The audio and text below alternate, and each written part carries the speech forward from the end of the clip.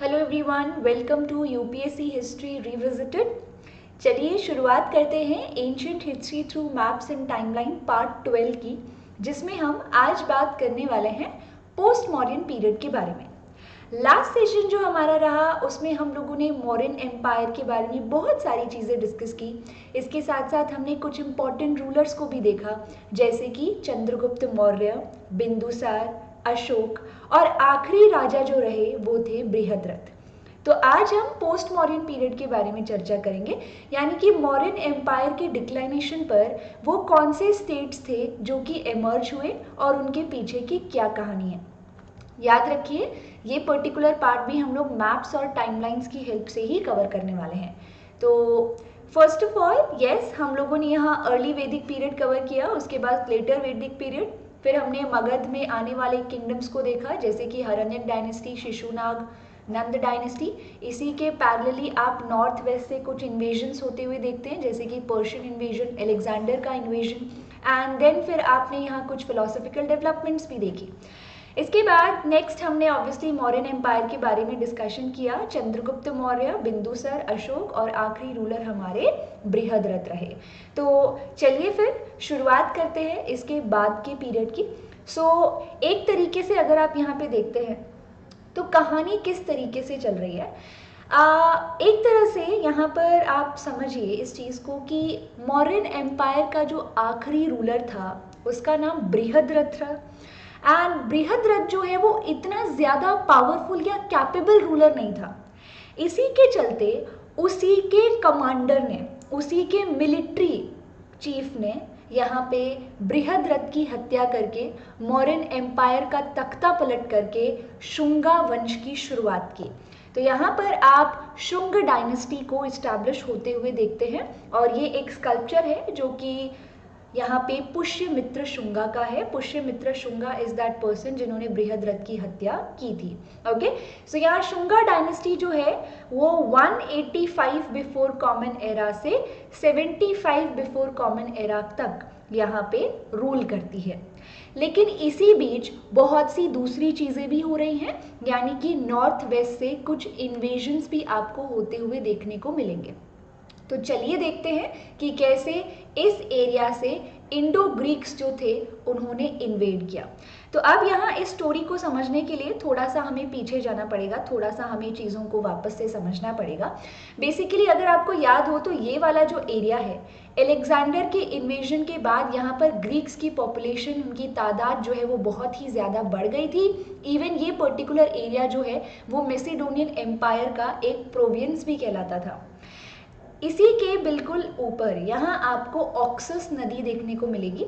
फिलहाल मैप में तो मैं नहीं दिखा पा रही हूँ, लेकिन हाँ, इस ऑक्सस नदी के बिल्कुल ऊपर एक बहुत ही खूंखार ट्राइब रहा करती थी, जिन्हें हम सिंथियंस कहते हैं, या फिर आप उन्हें शाक भी कह सकते हैं। तो इन सिंथियंस ने ये डिसाइड किया कि हम लोग ईस्टवर्ड मूव करेंगे, और इन्होंने फिर चाइना की ओर मूव करना स्टार्ट किया। लेकिन चाइना को प्रोटेक्ट करने के लिए वहाँ के रूलर बहुत लंबे समय से ही यहाँ पे ग्रेट वॉल ऑफ चाइना का कंस्ट्रक्शन जो है वो शुरू करवा चुके थे। तो सिंथियंस ने सोचा कि अगर हमें ईस्टवर्ड ही मूव करना है तो इस डायरेक्शन की बजाय एक नया रूट जो है वो हम लोग यहाँ पर फॉलो करेंगे, जो भारत से होते हुए जाएगा। तो सिंथियंस जो है वो ऑब्वियसली इस ओर आते हैं, लेकिन ये जो सिंथियंस हैं ये प्लंडरिंग एक्टिविटीज़ बहुत करते हैं, यानी लूटपाट बहुत मचाते हैं।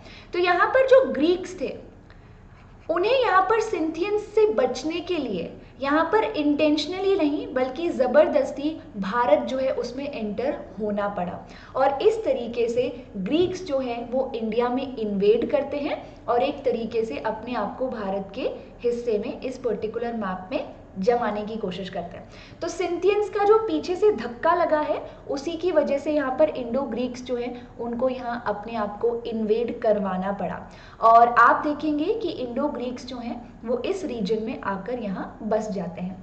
इंडो ग्रीक्स की जो तादाद थी, जो पॉपुलेशन थी, वो वेव्स में आई है, मतलब कि एकदम से यहाँ पर इंडिया में वो एंटर नहीं हो रहे हैं, थोड़े थोड़े करके, ठीक है। तो यहाँ पर इंडो ग्रीक्स, ये जो पर्टिकुलर इंडो ग्रीक्स की बात हम कर रहे हैं, इनमें यहाँ पर 2-3 रूलर्स थे जो इस एरिया को रूल किया करते थे। इंडो ग्रीक्स के बाद आप यहाँ पर एक तरीके से देख सकते हैं कि इंडो ग्रीक्स का सबसे बड़ा जो कंट्रीब्यूशन भारत में रहा वो है गोल्ड कॉइन्स को इंट्रोड्यूस करना। अगर मैं मौर्यस की बात करूं तो मौर्य जो हैं वो पंचमार्क कॉइन्स का इस्तेमाल करते थे और इंडो ग्रीक्स जो है उन्होंने प्रॉपर कॉइन्स यहाँ इंट्रोड्यूस किए।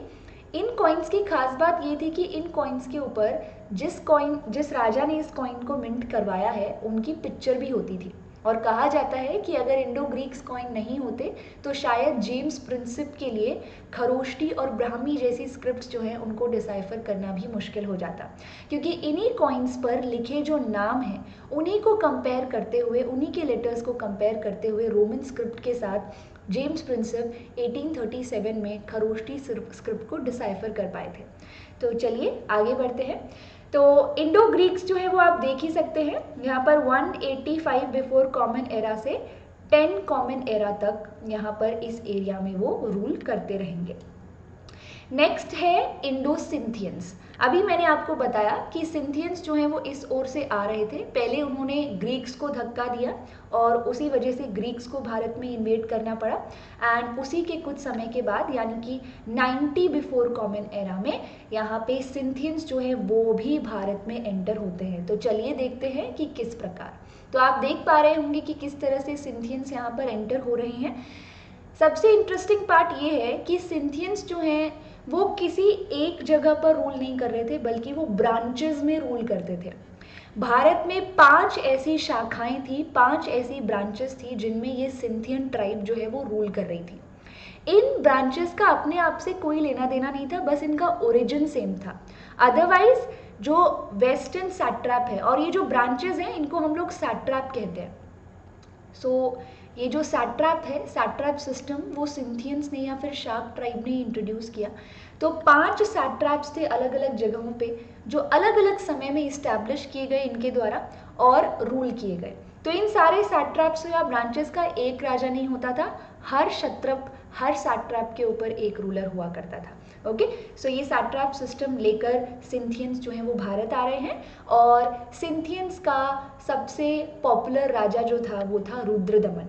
ओके, सो आगे बढ़ते हैं और टाइमलाइन में आगे देखते हैं कि फर्दर कौन भारत में एंटर हो रहा है।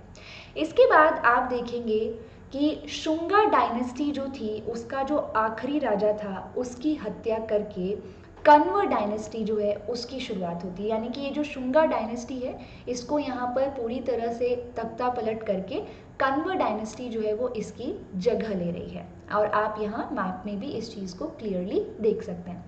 कण्व डायनेस्टी जो है वो कुछ समय के बाद धीरे धीरे आपको डिक्लाइन होती हुई भी देखने को मिलेगी और कण्व डायनेस्टी के डिक्लाइनेशन के साथ साथ ये जो शक है यानी कि सिंथियंस है वो अपनी ब्रांचेस को फैलाते हुए देखे जा सकते हैं। तो आप यहाँ पर क्या देखेंगे कि जो कन्वाज है उनको हराते हुए सिंथियंस ने कन्वाज की जो टेरिटरी है उसको भी धीरे धीरे कैप्चर कर लिया और बची खुची जो टेरिटरी थी उसको यहाँ पर कैप्चर करके डेक्कन रीजन में अपने आप को इस्टेब्लिश किया सातवाहन्स ने। तो आप इस एरिया में यानी कि डेक्कन रीजन में सातवाहन्स को आते हुए देखेंगे।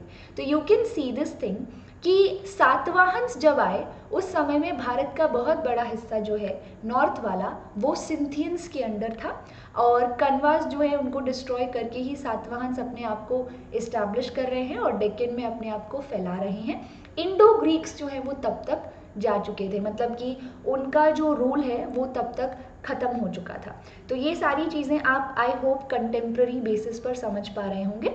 अगर मैं सातवाहन्स की बात करूं तो सातवाहन्स में बहुत ही पॉपुलर राजा रहे हैं जैसे कि गौतमी पुत्र श्री सतकर्णी, वशिष्ठी पुत्र पुलमयी, इस तरीके से। एंड ख़ास बात ये है कि नॉर्मली जितनी भी डायनेस्टीज़ अब तक आपने देखी वो पेट्रियार्कल थी और पेट्रीलिनियल भी थी, यानी कि जो फैमिली का हेड है वो पुरुष होता था और जो वंश है वो भी पिता का ही आगे बढ़ाया जाता था।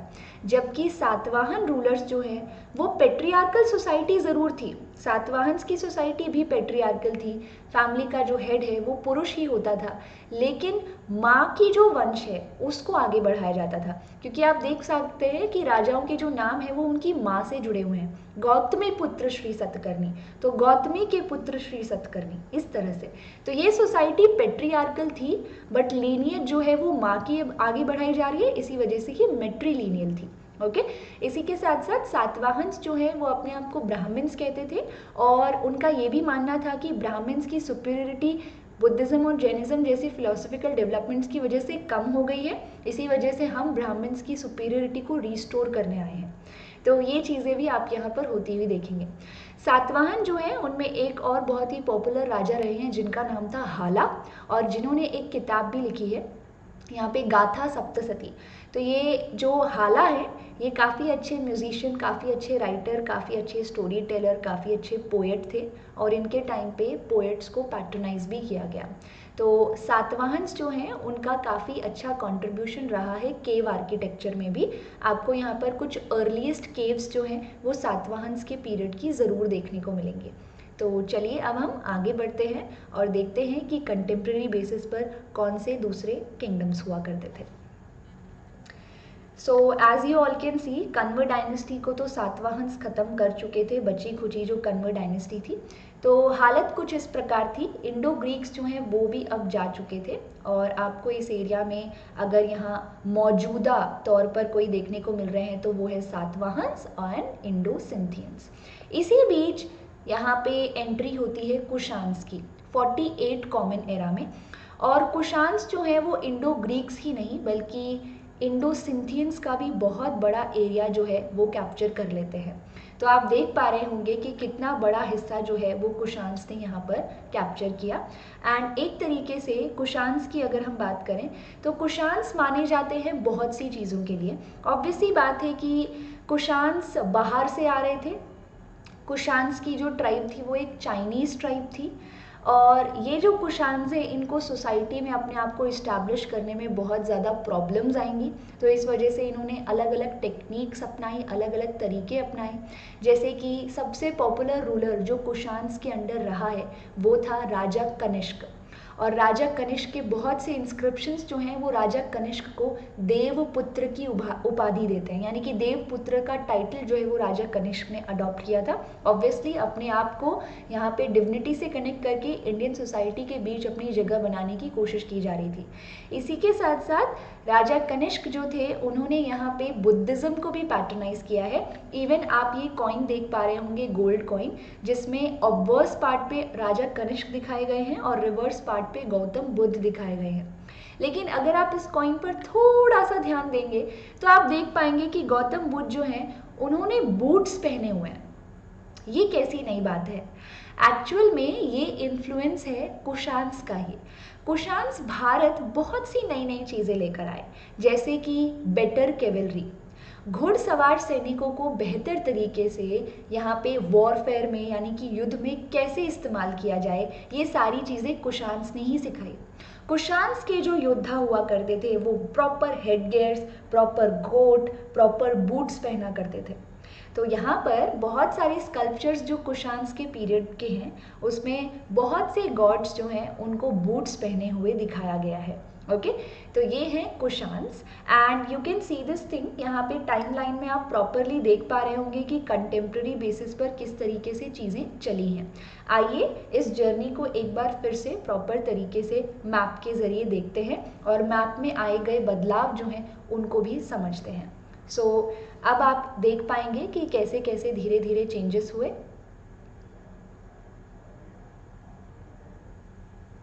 एंड फाइनली हम इस स्टेज पर पहुंचे।